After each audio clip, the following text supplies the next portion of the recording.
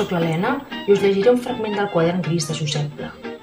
Autorretrat verídic promès a la senyora Lola S. i no enviat per excés del sentit del ridícul.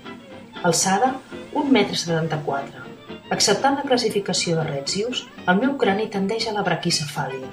Soc un cap curt i afegiré que soc un cap gros. El meu cap està abundantment poblat de cabells.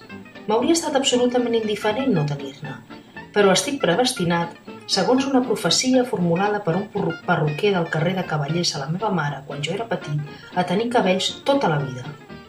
Fins a la mort, doncs, tindré cabells, i això haurà estat per als meus progenitors principalment un pretext d'orgull i de satisfacció positiu. És poca cosa, si voleu, però sempre val més acontentar-se amb el que hom té. No tinc pas un front espaiós, enorme, fugitiu, suggeridor, hipotètic, d'una poderosa intel·ligència, segons els tòpics de la novel·lística. Tinc un front normal, dret i vertical, al pla de la terra.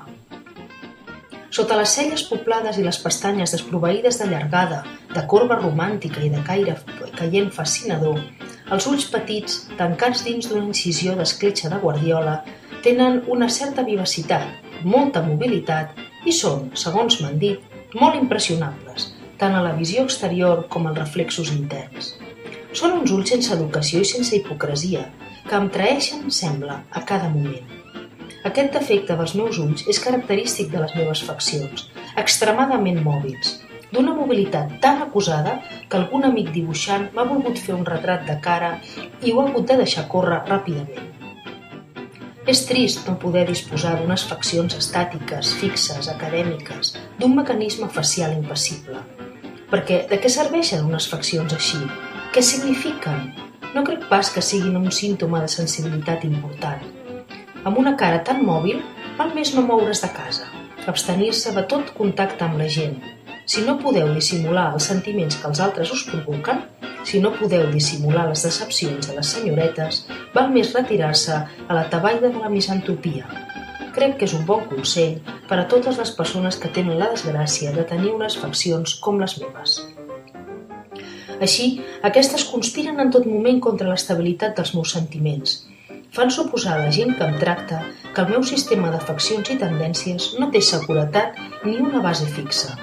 Em consideren un home voleiadís i fugisser, superficial, enigmàtic, insegur i arríbol. D'ací ha sortit la teoria de la meva frivolitat cínica. Altres es malfien de mi, no arribo a inspirar confiança a la gent. Em consideren un home doble o triple, d'una discreció absolutament relativa.